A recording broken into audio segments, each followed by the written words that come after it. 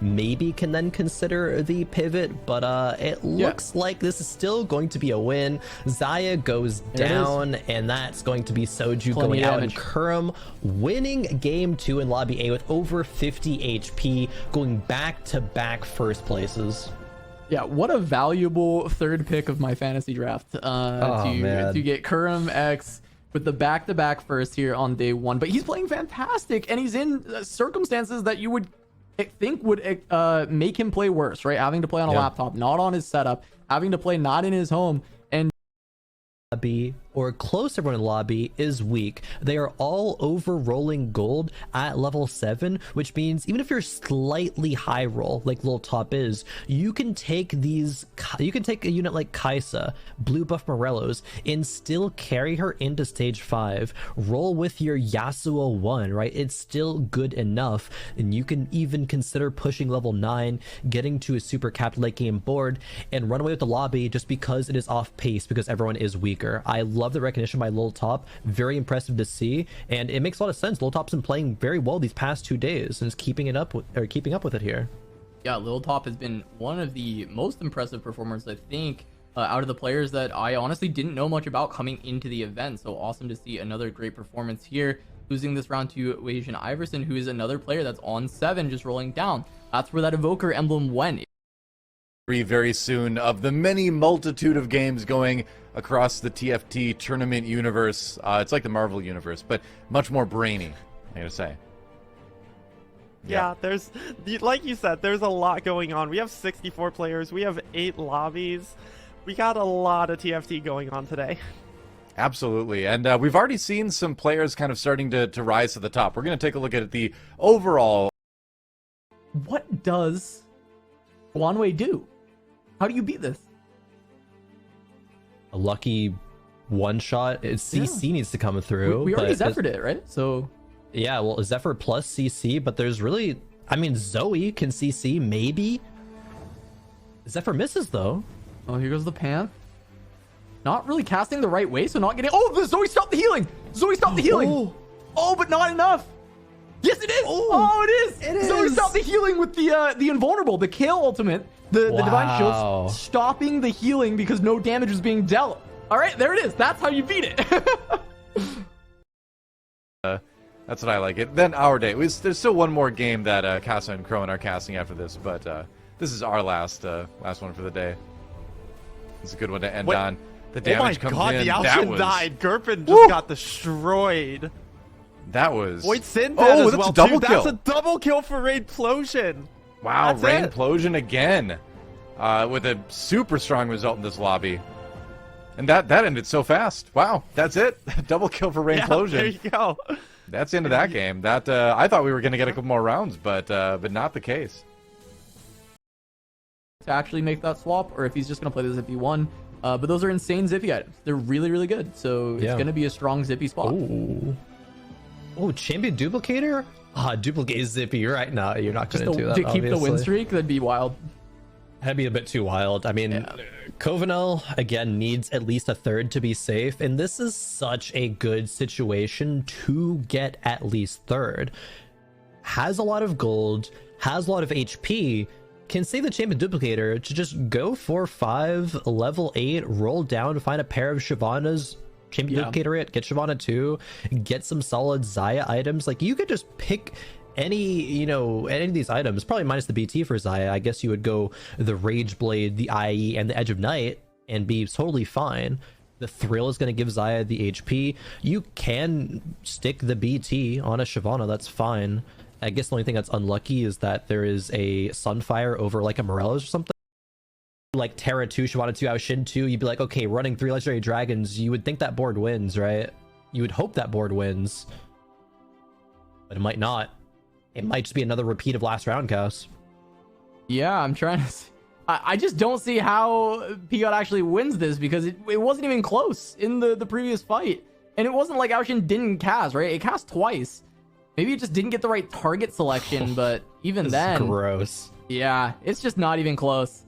Setsuko gonna get another first, having a great day, even with the 8th, going 1-8-1.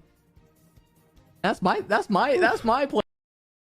I wonder if there is any way Kevchin can do it, but I really just don't think so here. Maybe Yeah, a beautiful Shroud, maybe some good fight RNG. I don't know. Like what? Zephyr, Seraphine, good Shroud on top of it. Yeah. Somehow your Xayah picks off one or two of the units before she comes back down. Maybe there's a world, but the front line's still very tanky from this. So we're gonna see here, Kron. I mean, this is likely the final fight, especially if Xeon is able to just win it. Zephyr does land, and the Shroud, actually. Well, this is what we talked about. This is the way you can win this, right? This is the only shot that it's going to happen. And the Graves almost gets picked off. Will he go down? He does. That's one of the main carries. Second Graves down. Kevchen. This is actually very winnable. I mean, it should actually just be a win. Both Graves are down. The Seraphine can't carry on her own. She needs support. Did he win hard enough? Yeah, he did. Yeah, absolutely, he did. Kevchen. He gets the first. Oh, we called it. Kurum also has 2 Zephyrs he has to try and dodge. Robovan finding a Bard too. Even with just the 2 items on Xayah, the Deathblade Runans, still a very strong board. Kurum on his last legs here. Yep. One of the Neela's got Zephyr. That's just going to be less damage coming in. The Xayah free to do all the damage that she wants to do. And that is going to be that. So after a short delay, it is going to be Robbie Van Knob taking the win here in Lobby B. Kurum still with a strong performance, taking second, but that is how this one will end. All game, and they quietly ended up with a Sohm 3. I mean, I don't know if anyone's beating the Sohm 3 in this. That was so much damage that it just dealt. It's kind of funny. I mean, not really. Maybe it's kind of BM to say it's funny, but Guamwei was in literal last coming into this game, but at least it's gonna finish strong, right? That's pretty cool. Have a pop-off game, even if you don't get into tomorrow, right? To be able to say, end off on a high note. Yeah, get to have a fun tournament experience where you come in and get to have a Sohm 3 on stream. Yeah, destroy everybody. Dash the hopes and dreams of a couple bubble players on your way. That's true, yeah. Because Lil Top, I mean, top 4 might be enough, but that's not... Yeah, it will give 28 points for Lil Top. So that theoretically is the safe number. Well, and again, to be fair, Lil Top started the day with 2 firsts, so their tiebreakers will be pretty good. Oh, yeah, he's dead. He wouldn't have died. Actually would have survived, I think, with the decap slam. Maybe that's the thing about tournaments, right? You can't always just play for first in tournaments. You got to play for just sometimes not 8th. You got to play for just those single placement points, because that's the difference when you getting into day 4 or going out in day 3 with like a tiebreaker or something. Would have loved to see that played a little bit differently. Unfortunate that, you know, you're one away from Volibear 3 and Lee Sin 3, but you still have to be, you know, using every single thing you have, every component, making sure. Oh, another cast. One more Ao Shin cast, and the Yasuo's still up, so it looks like B-Bear is going to take it. Yep, B-Bear Dota able to win in Lobby E here.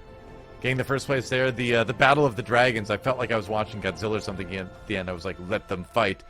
And we're moving lobbies. We still got other lobbies going, so why not, Riley? Let's keep this going. Let's jump over to Spicy Appies. Whoa, this one might not be going for much longer. we got Appies. Right. Yup. Hey, whose fantasy team is Spicy Appies on again? I mean, you have to think with Kurum holding the Ao Shins for as long as he has, right? Surely you pick it up. Otherwise, he's just kind of losing Goldmancer's value. But nope, doesn't pick it up.